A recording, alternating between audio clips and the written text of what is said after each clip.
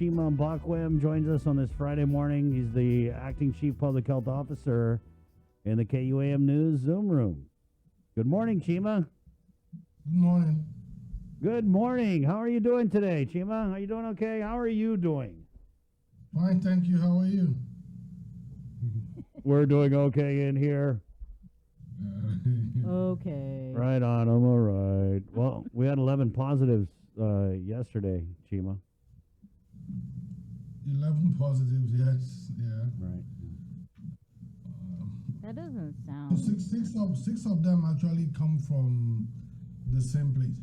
So it's more like a workplace exposure, but it's contained. It's a workplace that has very little impact on what is going to happen in the population. So what we've done is we've completed the contact investigation, and there are 9 workplace contacts. 5 of them are in home quarantine already. One of them is deemed a low risk, and then the other 3 are also in home quarantine. So it's already contained. But it's not you know, when you have these isolated high numbers, but it can be traced to a particular place, you know, it wouldn't really give us that a sense of shock, you know, knowing that basically these people hang out together without masks because they are one household or one Right. workplace. Yeah. Does But this go ahead, please. Yeah, what workplace are we talking about? No, it's a workplace that doesn't really have anything to do with the larger population, so that's why it's Right, you know, if it's like a restaurant or a bank, yeah, it's just a little office place. Just a little office place? Yes, they do their own thing. So it's nothing really to like I said, it's nothing really to worry about because the case was identified early. Everybody tested, people quarantined. The contact investigation to the immediate families of the exposed did not yield any positive cases, so that is good news. What type of workplace are we? Can you just tell us, or is there some issue with not telling us what business it was? No, workplace, you know, like a home is like me telling you that there was an exposure in my house. You know, we need to protect people because this is not, you know, you're looking at so it's not a cluster based, you know. So if it was more like a cluster, it would have been easy for me to, you know, name places, but this is just like a home, you know. So I don't think it would be nice for me to name your home, you know, if you have an exposure in your home. But it's not, I think there's a difference between a workplace and a home. yeah, but a workplace that is not more like they don't have access to the public. I mean, it's not more like a public workplace. Like I said, if it's like a mom and pop shop, if it's like a high traffic area, I will be concerned, you know. Yeah, so it's not more like a high, not very high profile. Sorry, what a high traffic environment. Right. So it's a little office place. Yes. Okay. Yeah. So what happened? Like someone tested positive, and then go ahead. Yes, it was just one case, but you know, like this is over. You know, when you have the index case, you try to do a case investigation, you identify contacts. So all the contacts were tested in one day. So that was what happened. That was why if they were tested on different days, you would have had, you know, like 2 here, 1 over there. But this is just one case that everybody was tested at the same time. Yeah. Any cases out of quarantine? Not yet, no. Or is there still quarantine? Yes. Do you have who's in quarantine, Chima? Is it still a lot of people, or?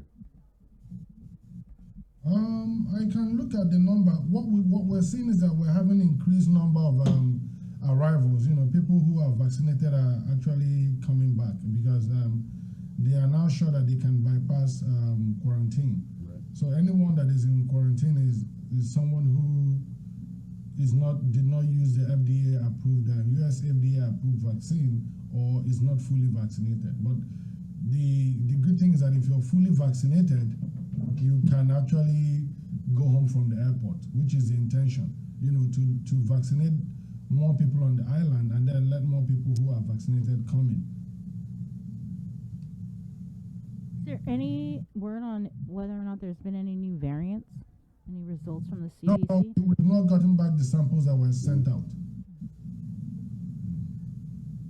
Do you have a number of people in quarantine, Chima? I can give you the number from yesterday if you can give me a minute.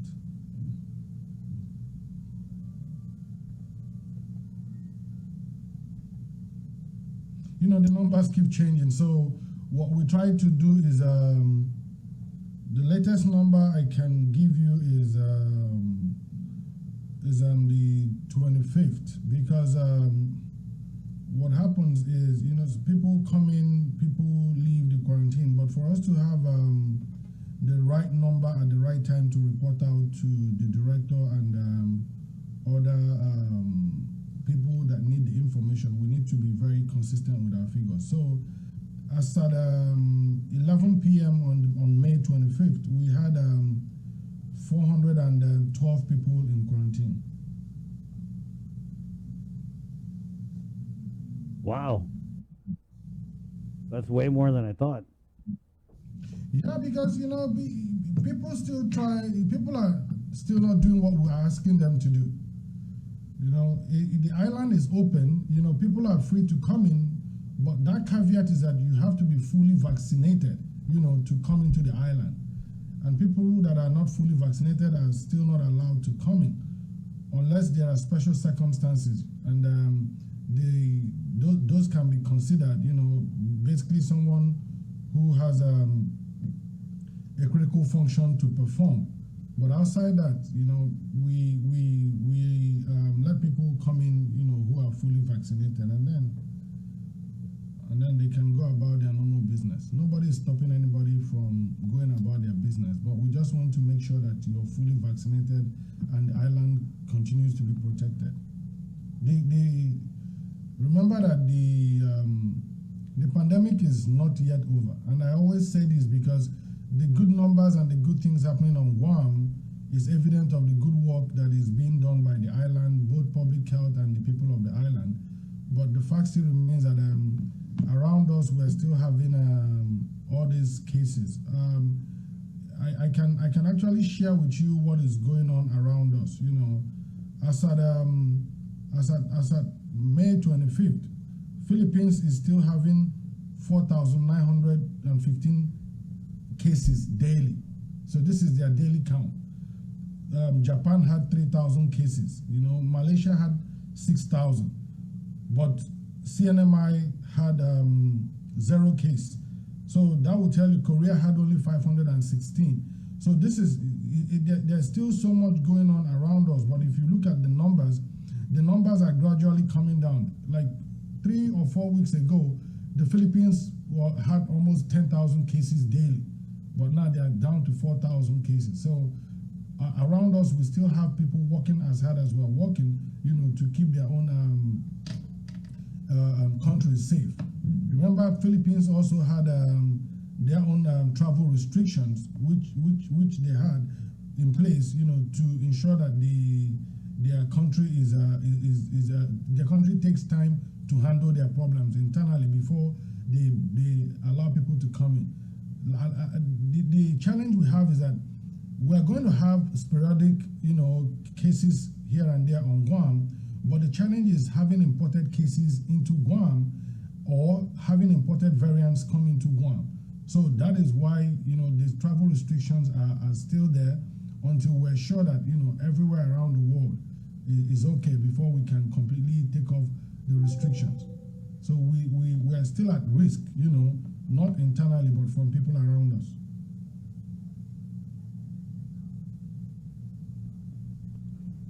How are the vaccination verifications going? How are the operations? Yeah, it's going great. It's really going great. And last week, I think I mentioned it, I had a meeting with the director and the team, and we're looking at we're looking at better ways, to smoothen the process. We're still having those high numbers, but for individuals who are vaccinated on Guam, we're looking at a better way to smoothen the process. So if you are vaccinated on Guam and you're coming back to Guam and you have your your CDC vaccine card, it's easy for us to check on the WebIZ, for the second verification. But if you don't have your if you lose your CDC card, or for any reason you don't have any form of vaccine verification on hand, we can actually use your ID, any form of ID, to cross-check your information on the database that is there at the airport, which will let you come in. So for individuals that are vaccinated on Guam, is an advantage, because we have access to that information right there at the airport. So we're working on the memo, to put out some clarifications about these situations. So, because there's no way you get vaccinated on Guam, public health has that information. We're able to look up that information at the port of entry, and you don't have any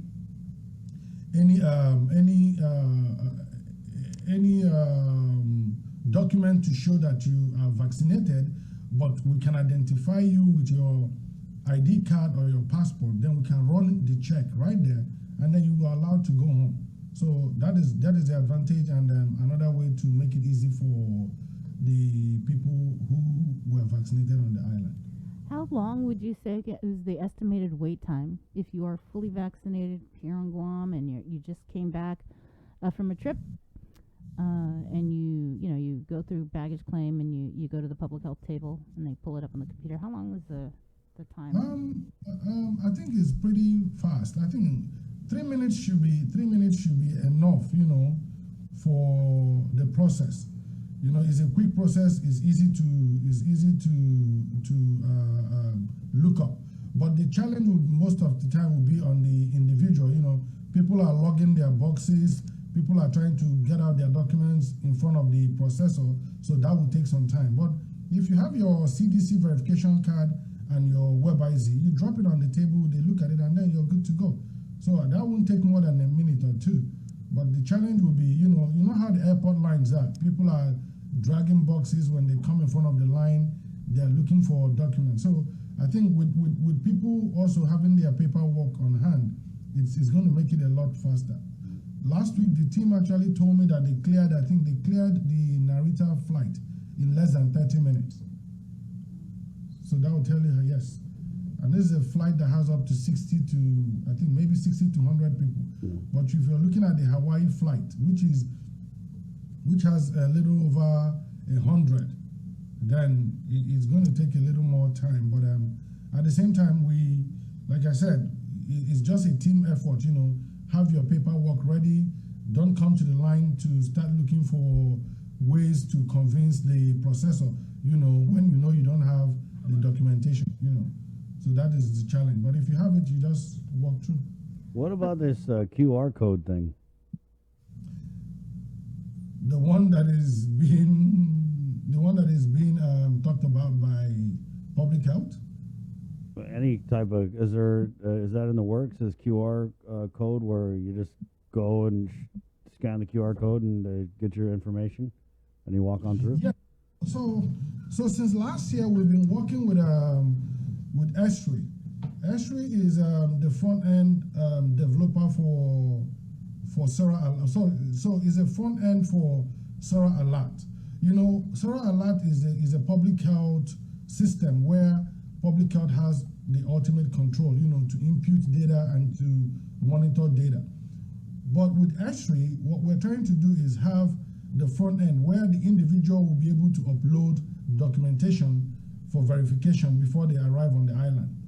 When that is done, it actually generates a QR code that when you when you land on island, you just need to scan your QR code to register you on Sarah Alert, and at the same time verify the documents that you've already submitted to the department using that portal. So we're actually at the final stage of, we're supposed to start testing by next week. We had a meeting on Friday last week with the team to go through the workflow, and we're going to start our pilot maybe by the end of hopefully next week. But you know, all these things are in the works. You know, there are so many different ways to make it easy, and we are also working hard to make it easy, because it is a whole manpower issue. You know, because remember, public health, we still have to perform our traditional functions and mandates. So we are not resting on our oars. We're actually working hard to make it a better and smoother process, and looking at what is happening in other places. So we actually on that, and we've been working on that for some time now. What was that called? S3 ESRI? Yes, that is the developer.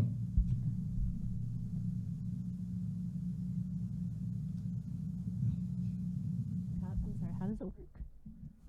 How it works is you register and then you get your vaccination and then you get a QR code. Yeah. So what the process is a system monitoring app, right? The Sarah Alert. But like I said, public health does all the work on the back end. But what ESHA is doing is developing the front end, where, let's say you want to come to Guam, you get on the website, it takes you directly to the page where you put in your information. It allows you to put in your name, your phone number, all the data that we request from the individual. But it has a part where you can upload your test result, you can upload your immunization records, right? When you upload that on the back end here, because you're supposed to do that at least 3 days before arrival on Guam, the documentation is reviewed by the public health team, and then you're issued a QR code. When you land at the airport with the QR code, you just scan it at the public health desk, and you're automatically registered on Sarah Alert, and then you just walk through, because the verification process has already happened before your arrival to Guam.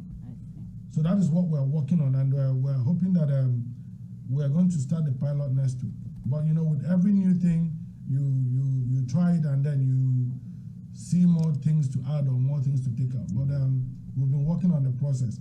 It would have been up for a long time, but the changes in the travel guidance delayed the launch of the product.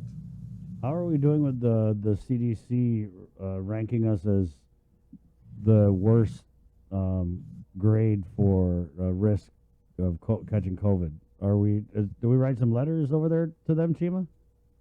Do we do what? Do we write them a letter or anything?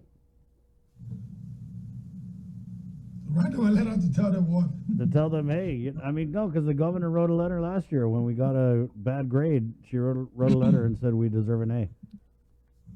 Yeah, so is the ranking is based on a system that they developed for populations that are greater than 200,000, right? So you're looking at 100 cases in a certain period of time. And if you're looking at the numbers alone, right, it looks bad in the sense that you're seeing more than 100 cases in 29 days on Guam. But for us as a local public health, we're seeing 20 cases in an extended family system that is already controlled, right? So locally, we know that it is not like how do I say? It's not like a community outbreak. It's a one-off, exposure of a large group that public health has been able to cut off transmission and isolate everyone that is involved and then quarantine all the exposed individuals. But over time, if you look at those numbers, within that 90 within that 29-day period, you're going to see a rise in those numbers, but they are isolated cases. So locally, we that's why, you know, the last time the governor wrote the letter saying, you know, this is what is going on. But with that understanding that we've been able to manage the case locally, we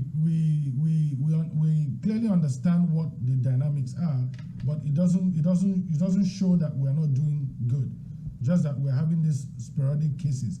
But if you're looking at the previous cases over time, you know, you still find out that the numbers the numbers are consistently low over the past few months, and our CAS score is also pretty low.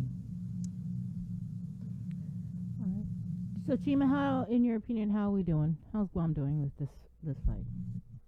Yeah, well, I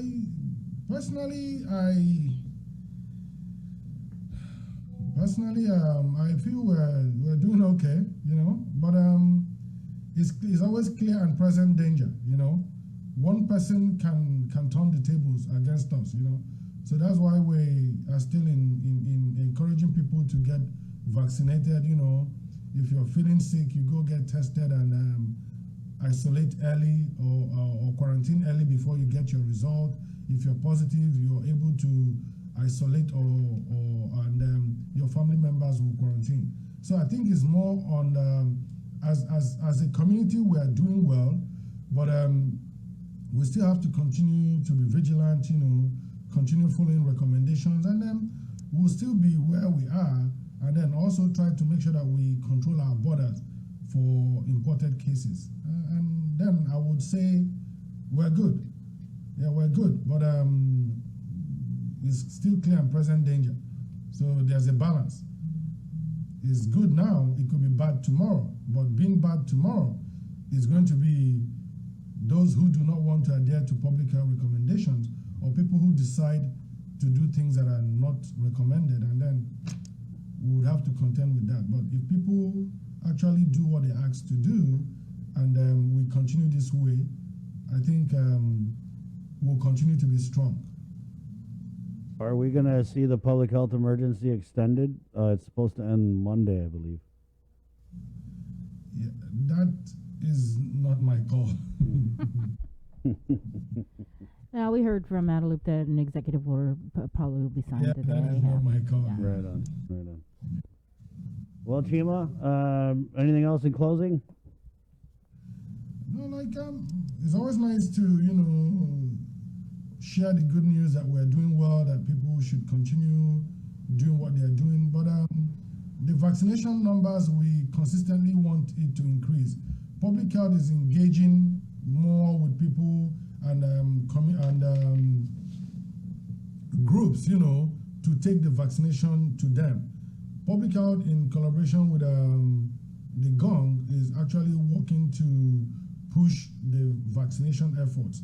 And we're seeing our numbers, we're seeing good numbers, but we still continue to encourage people to come out to get vaccinated. Because the more we're vaccinated, the more comfortable we are. So that's why when you ask me those questions, I'm a little hesitant to just say yes. You know, coming from me saying yes, I think some people might take it like everything is okay, and then they'll relax their guard. I'm saying it's okay, but we still need to get to herd immunity. We still need to continue following the public health recommendations, and until the pandemic is called off, we are still in clear and present danger. So let us continue to encourage our friends, our neighbors, to get vaccinated so that we can get to that herd immunity and be more comfortable, and life will return to normal. So that's my take on that. Thank you. Thank you, Thanks, Chima. Yeah. Have a good weekend. I hope I would. Tomorrow is work day, Saturday, but that's a sacrifice. We'll keep doing it. Thank you. Thank you for your service, my friend. Chima Mbakwem, the Acting Chief Public Health Officer.